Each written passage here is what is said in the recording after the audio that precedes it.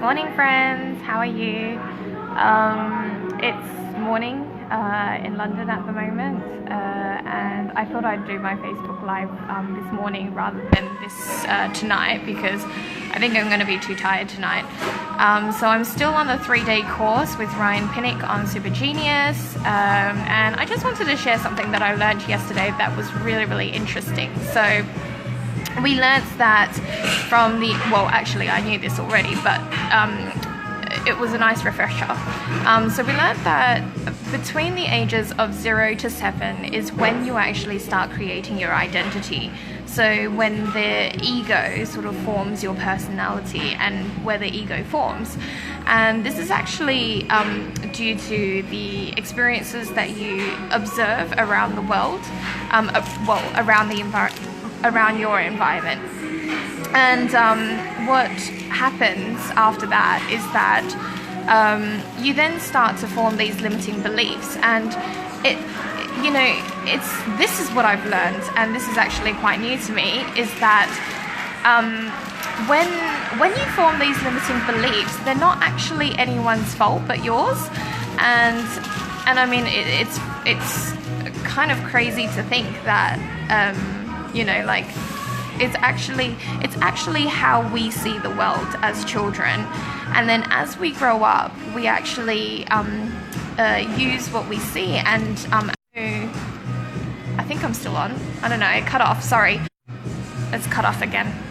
Okay. So anyway, I hope it doesn't cut off again. But so what's happening there is that you're forming all these beliefs, and then you're shaping your experiences and the way that you sort of live your life afterwards,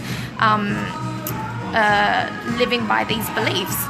And now, so I was thinking to myself, and another thing that we learned was to pacify the dragon. So pacifying these beliefs, and then I was thinking to myself, well, how, if we don't want our children to live with these limiting beliefs, how can we pacify their dragon?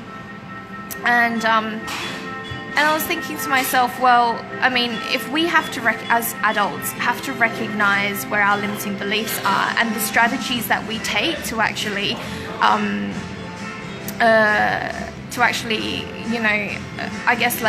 become safe in that limiting belief environment, then what are our children doing? So I was sort of reflecting back on how I teach my kids at school, and what their limiting beliefs are, and how I'm pacifying their their dragons.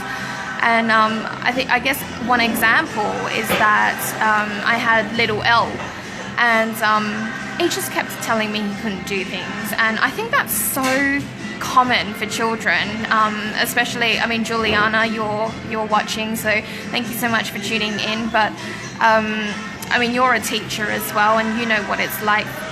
Many children say that they can't do it. So how do we pacify that?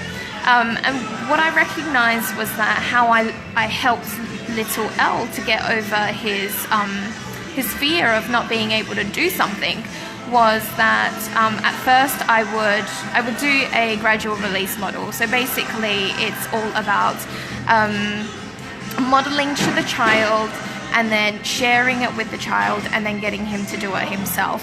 So that's how I sort of helped him overcome his fear. But it wasn't just, effortlessly, and it wasn't just a one-time thing. It has to happen over and over again. And not only that, but being really, really aware of his achievements.